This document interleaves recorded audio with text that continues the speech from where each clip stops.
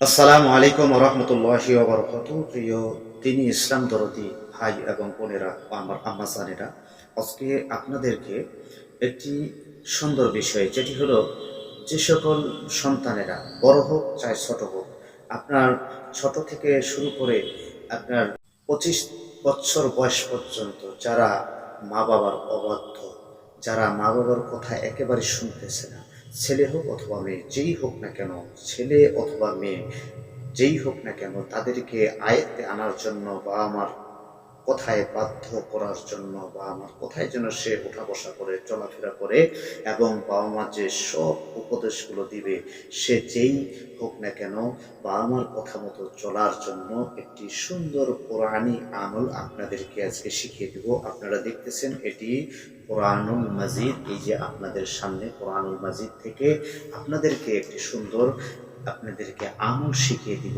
ছোট্ট একটি দোয়া শিখিয়ে দিব। সেই দোয়াটি যদি আপনারা আমল করতে পারেন, আপনার ছেলে অথবা মেয়ে, আপনার ছেলে অথবা মেয়ে আপনার কথায় উঠা বসা করবে, আপনার কথায় বাধ্য হবে। আপনি এই আমলটি করবেন কিভাবে জেনে নিন। শুরু করার আগে একবার দরুদে ইব্রাহিম পড়বেন।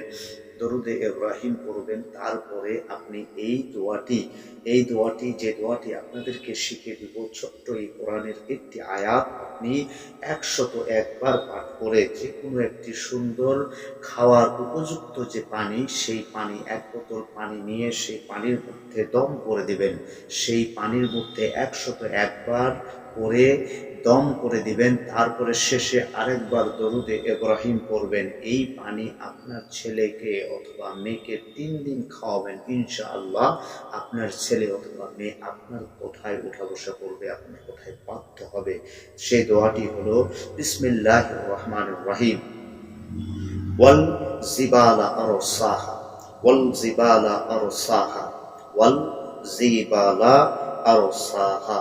এই দোয়াটি 101 বার করে পানিতে দম করে দিবেন, ইনশাআল্লাহ আপনার ছেলে আপনার মেয়ে আপনার কথায় বাধ্য হবে, বাধ্য হতে বাধ্য থাকবে ইনশাআল্লাহ। আমলটি করে দেখুন, অবশ্যই আপনারা কামিয়াবি হবেন।